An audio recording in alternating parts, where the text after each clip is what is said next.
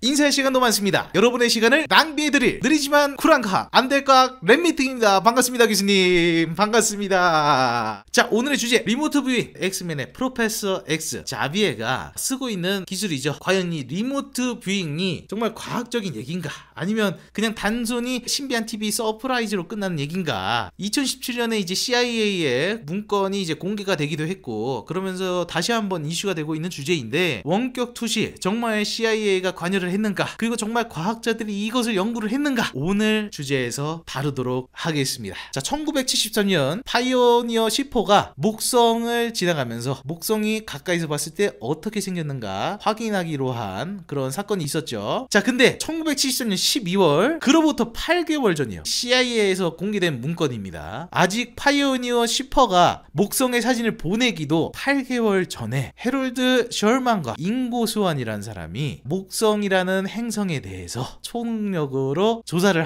했다라는 보고서입니다. 잉고 스완 어떤 사람이야? 바로 이 사람이죠. 초능력자로 상당히 전 세계적으로 이름을 떨친 사람의 모습입니다. 자, 과연 CIA에 제출된 보고서에는 어떤 내용이 있었을까? 이걸 봐야 되겠죠. 보시면 보고서의 첫 장에서 이런 얘기들을 합니다. 이제 나사에서 목성을 이제 실제로 촬영하기 위해서 파이오니어 10호를 보냈습니다. 현재 가고 있는 중인데, 아직은 파이오니어가 보내지 않은, 과하게 알려지지 않는 데이터를 전달할 수 있기를 바랍니다. 누가? 본인들이 원격 투시로 본 목성들에 대한 얘기들을, 철먼이랑 사람이랑 잉고스완이랑 사람 두 사람이 미국에 있는 다른 지역에서 정신을 집중을 해서 원격 투시를 해가지고 목성을 탐사합니다. 목성을 탐사를 했을 때 목성에 대해서 보았던 것들을 둘이 동시에 기록을 해서 비교를 했을 때 겹치는 부분들이 있더라. 둘이 같이 했고 겹치는 게 있기 때문에 신빙성이 있지 않느냐, 이 CIA 보고서에 있습니다. 그것들 한번 살펴볼게요. 줄무늬가 있는 행성이 있습니다. 우리가 알고 있는 목성이랑 비슷한 얘기들을 하고 있어요. 엄청 큰 수소 멘틀이 분명히 있습니다. 이거는 거의 너무 과학적인데? 눈으로 봤는데 어떻게 수소 멘틀인지 있는지 이렇게 직접적으로 알고 있는지 모르겠지만 상당히 디테일해요. 디테일. 물론 이런 건 말이 안 돼요. 뭐 이제 지금 알고 있지만 모래 언덕처럼 보인다. 제가 혹시나 해서 궤도연구원에게 물어봤을 때 목성에는 거의 기체와 액체로 이루어져 있다. 화성처럼 이런 모래 언덕을 기대할 수 없다. 이런 것들은 거의 틀린 얘기들이죠. 뭐 이제 제가 광학 전문가로서 이렇게 두꺼운 대기가 있으면 안쪽에서는 태양빛이 거의 들어오지 못할 수준의 대기인 것 같고, 왜냐면 지금 흰색이 반사된다는 건 대부분은 이제 통과를 못한다는 얘기죠. 태양빛이. 노란색이 반사된다는 건 안에서는 절대 노란색이 보일 수 없다. 그렇기 때문에 요런 표현들도 약간은 좀 틀린 것이 아닌가. 1711년, 250년도 더 전에 이미 뭐 이탈리아의 화가들조차도 줄무늬가 있다라는 것 정도는 이미 알고 있었던 사실이었고, 망원경으로 십몇 년도 더 전에 백과사전에 실릴 정도로 이 정도의 디테일은 우리가 알고 있었다. 러셀 타그 1972년에, 이것도 CIA에서 공개된 문건입니다. 인간의 초인지 능력을 향상시킬 수 있는 기법들을 자기들이 과학적으로 연구하겠다라고 해서 제안 신청서를 낸 거죠. 정말 과학적으로 연구를 하겠다라는 거예요. 왜 이런 것들이 가능했는가? 이 당시에 사회적 배경을 보셔야 됩니다. 일단은 냉전 시대였어요. 강대국들이 핵무기들을 많이 배치했죠. 소련과 미국은 더 이상 전쟁을 일으키기가 애매해. 전쟁 한번 일으키면 핵무기들 다 터져서 인류가 멸망하기 때문에 전쟁 없는 전쟁이라고 해서 냉전 시대가 이루어집니다. 이제 CIA에서 아무래도 조사를 하겠죠. 국제 정세에 대해서, 특히 이제 소련 연합에 대해서 조사를 해봤는데 뭔가 심상치 않아. 여기 안에 내용들을 좀 살펴봤는데 초자연적인 사건들, 뭐 염력이라든가 뭐 원격 투시라든가 이런 초능력 사건들이 지금도 많잖아요. 자기 초능력 있다, 이런 것들을 현실로 받아들인 거야, 이 정부에서. 그래서 원격 투시라든가 초자연적인 사건들을 전자기 에너지 이런 관점에서 좀 해석을 하려고 하는 노력들이 있었다.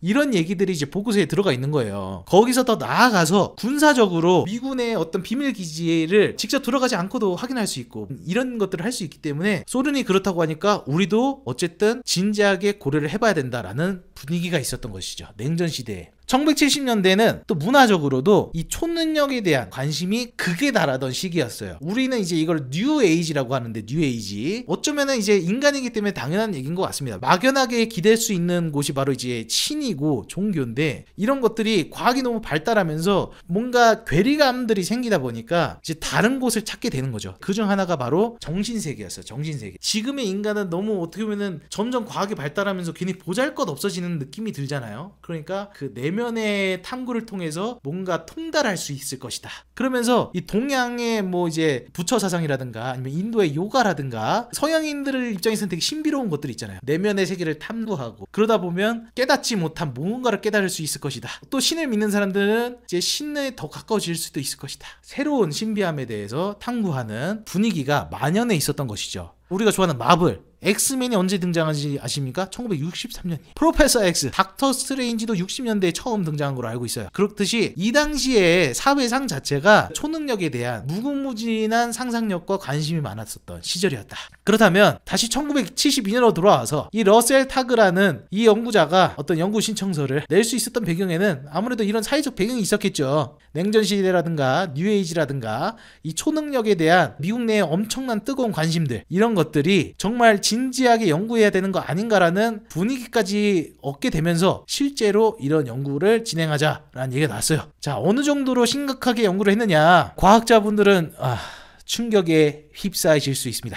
실제로 네이처에서 초능력에 대한 실험 연구가 발표가 됩니다. 다른 논문도 아니에요. 근데 이제 누구를 대상으로 했느냐, 그 당시에 초능력자로 주장하고 있었던 이 사람을 실험 대상으로 삼습니다. 미스터 유리 겔라. 유리 겔라라는 초능력자를 통해서 정말 초능력이 있는지, 원격 투시가 정말로 가능한지 연구하는 내용입니다. 정보를 뭐 전송한다라는 거죠. 그것도 어디서? 인간이 갖고 있는 모든 감각을 차폐시킨 공간 안에서 과연 유리 겔라가 초능력을 이용을 해서 원격 투시를 할 수 있는지, 사물을 볼 수 있는지, 이런 연구입니다. 이런 연구 어떻게 했냐면 완전히 차폐시켰어요. 시각적으로도 차폐되고 뭐 소리도 완전히 차단된 시스템, 그 방을 만들었고, 심지어 전자기적으로도 완전히 차폐를 시켰을 때 과연 유리 겔라가 원격 투시를 할 수 있는가. 논문에 실린 그림을 보시면 차폐된 공간에 유리 겔라가 있고 도와주는 사람들이 바깥에서 그림을 그립니다. 그리고 그 그림을 유리 겔라가 원격 투시를 해서 직접 따라 그립니다. 자, 이런 그림을 밖에서 그렸어요. 유리 겔라 보고 원격 투시를 그려보라 했더니 뭐 이런 걸 그렸어요. 똑같진 않지만 뭔가 원통에 뭐가 달려있는 뭐 비슷해. 뭔가 되게 현실적이죠. 완벽하게 맞추진 않아요. 뭐 비슷하게 그린단 말이야. 그것도 네이처에 실린 논문의 그림입니다. 이건. 그 뒤에는 또 어떤 얘기들을 하냐면 조사위원이 있어요. 조사위원들이 유리 겔라 말고 다른 초능력자도 조사한 연구들을 이 논문 안에 실었는데, 캘리포니아의 경찰국장이었는데 자기가 이제 초능력이 있다는 걸 깨닫게 되면서 이제 초능력자가 된 페프라이스라는 사람에 대한 연구도 있는데, 심사위원들이 아예 다른 지역을 가. 그리고 이제 페프라이스라는 사람한테 원격 투시를 통해서 뭐가 보이는지를 그려달라. 나중에 그 그림들을 돌려받아서 실제로 갔다 온 곳과 페프라이스가 그린 것과 둘을 맞춰봤더니 맞더라는 거예요. 유리 겔라처럼 그냥 옆방에서 그 그림을 그린 게 아니라 아예 막 수킬로미터 떨어진 건물, 건축물 이런 것까지도 원격 투시를 해서 그렸는데 실제로 맞춰보니까 그대로 그걸 그렸다고 맞추더라. 뭐 그런 증거들이 네이처 논문 말고도 2년 뒤에 IEEE 논문에도 1976년에 논문을 싣습니다. 참고로 1974년에 네이처 연구와 1976년에 IEEE 연구를 작성한 저자들은 2명이고요. 그 2명 다 아까 말했던 인고수안의 목성 원격 투시를 담당했던 러셀 타그와 헤럴드 푸도프 박사,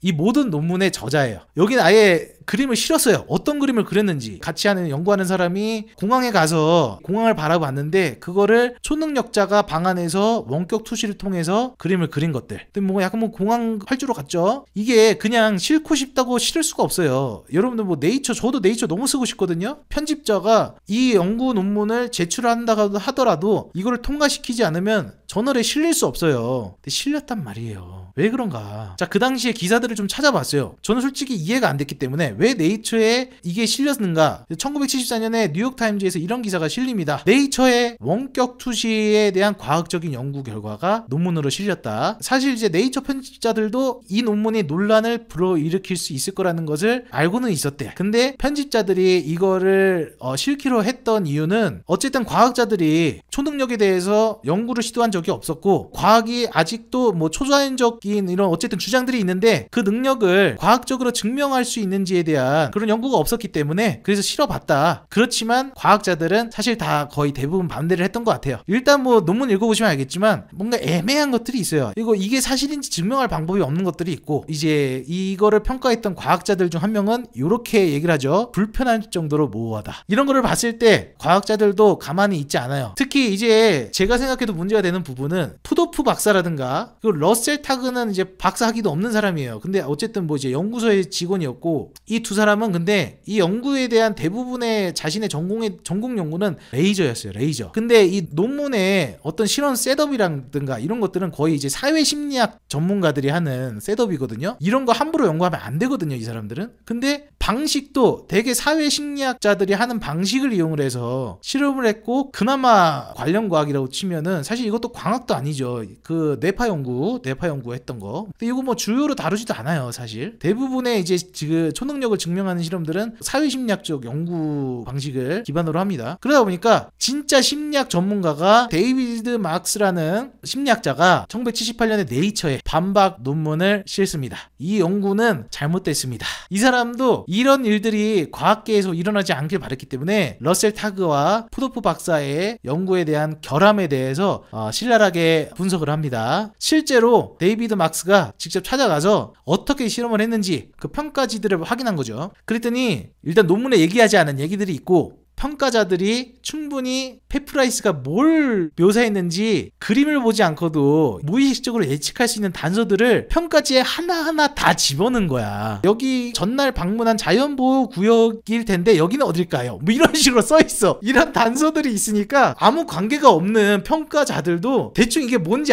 무의식적으로 아는 거야. 그런 얘기들이 하나도 안 실려있고 그리고 페프라이스가 그린 그림이랑 평가지의 평가 순서랑 장소 순서랑 일렬로 똑같은 순서로 제공했어. 그러니까 어떻게든 확률적으로 맞출 수 있게 그렇죠. 맞습니다. 김영구 교수님 질문지를 통해서 상황을 추론 가능하게끔 설계가 돼 있었다는 거. 이런 것들이 네이처에 발표됐을 때는 감춰져 있었다. 거기서 더 나아가서 데이비드 막스가 단서가 될 만한 것들을 다 빼놓고 진행을 해봤더니 똑같이 재현이 안 되더라 라고 발표를 합니다. 뿐만 아닙니다. 유리 겔라는 어떤가? 기사도 보시면 1974년 논문에서는 사실 그걸 평가했던 심리학 전문가들이 많았어요. 뭐 레이 하이먼 같은 경우도 이거를 평가했던 대표적인 사람인데 그 사람 얘기로는 74년에 러셀 타그가 실었던 그 네이처 논문의 실험은 스탠퍼드 연구소에 가서 확인을 해봤는데 유리 겔라가 그 밀폐된 공간 안에서 그림을 그리던 그 공간 있죠? 그 방의 벽에 작은 구멍이 있었더라는 거야. 그런 것들을 발견했다는 얘기들이 있었던 것이죠. 네, 네이처에 대한 정말 많은 비판들이 있었습니다. 그 논문에 대한. 근데 그럼에도 불구하고 CIA의 러셀 타그가 초능력에 대한 과학적 연구를 하겠다라고 지원 신청서를 제출하고 러셀 타그가 운영했던 이 초능력 팀을 1979년에 그릴 프레임이라는 작전명으로 초능자 팀을 꾸려서 실제로 작전에 투입이 됐었어요. 네, 국방부랑 CIA나 뭐 DIA에서 이게 지금 그릴 프레임 작전을 운영했던 초능력자 팀들이 원격 투시를 하려고 모여있던 집이에요. 이 집 안에서 무슨 짓을 했냐면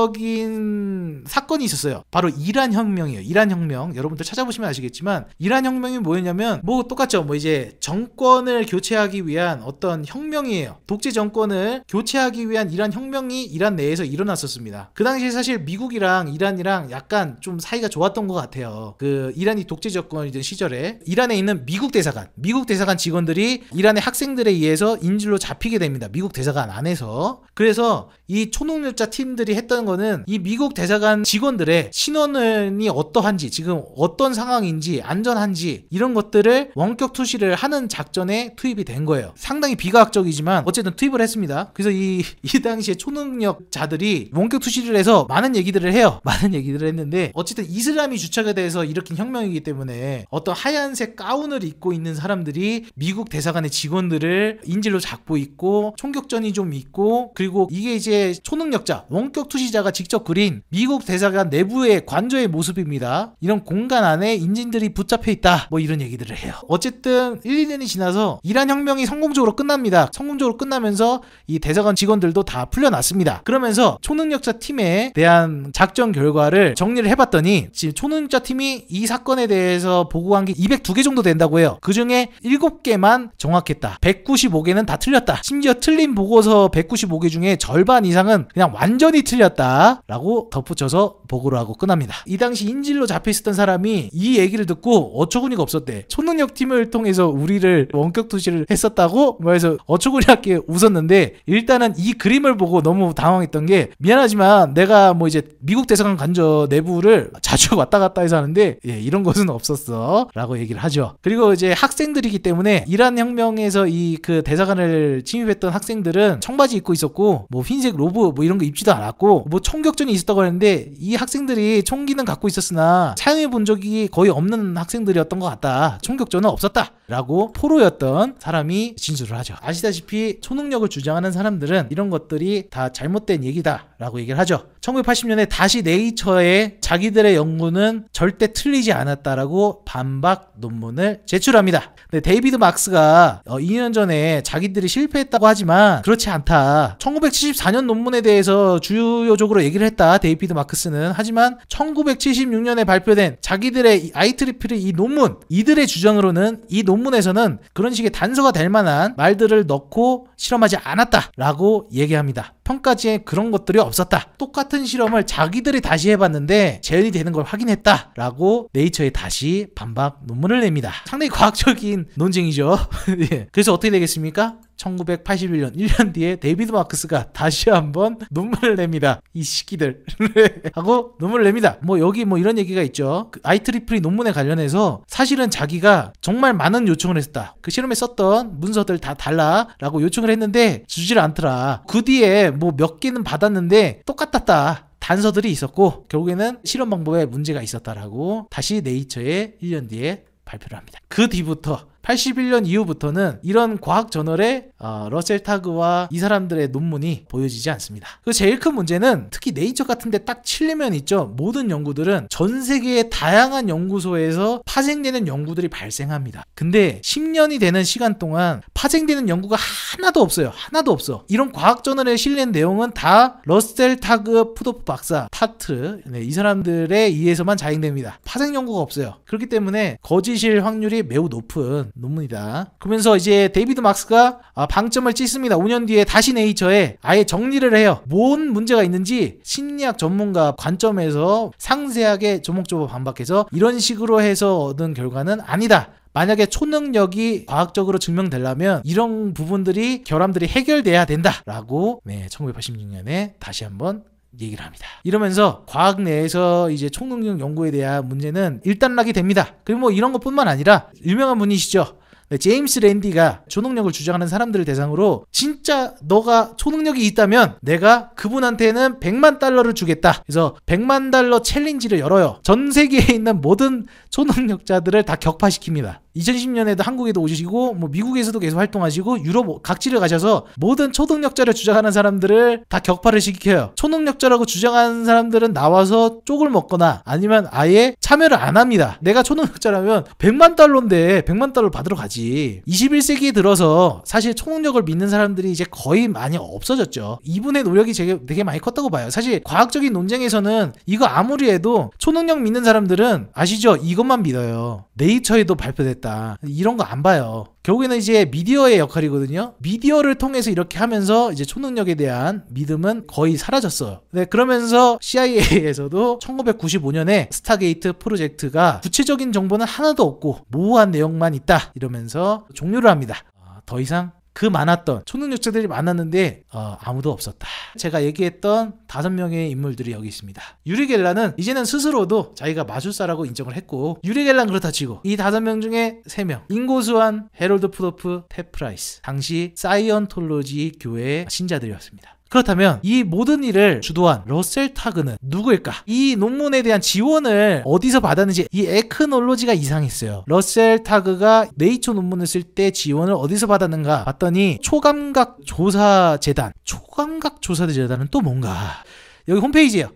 이 초능력이라는 유사과학과 과학이 잠깐 엮여 있었던데 도움을 줬던 건 네이처지만, 그 당시에 이제 에디터가 얘기했던 네이처의 논문에는 절대 없어야 될 단어 몇 개를 나열해 줬는데 그 중에 하나는 바로 believe였습니다. 과학자들이 네이처의 논문을 내고 싶다면 절대 그 논문에는 believe라는 단어를 쓰지 마라.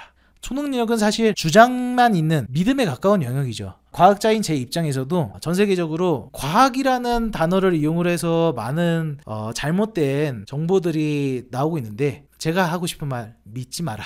물은 답을 알고 있지 않아요. 대신 즐겨라. 즐기는 건 괜찮습니다. 의심하기보다는 같이 즐겨달라고 최은우 마술사가 얘기하는데 믿지 말고 즐겨라. 카이스트에 실제로 내공학을 연구하고 계시는 내공학 연구원의 말을 빌려서 얘기 드리도록 하겠습니다. 과학으로서의 리모트 뷰잉은 심하게 까야 한다고 본다. 오늘의 리모트 뷰잉 특집 마무리하도록 하겠습니다. 인사할 시간도 많습니다. 여러분의 시간을 낭비해드릴 느리지만 쿨한 과학 안될 과학 랩미팅이었습니다. 감사합니다, 교수님.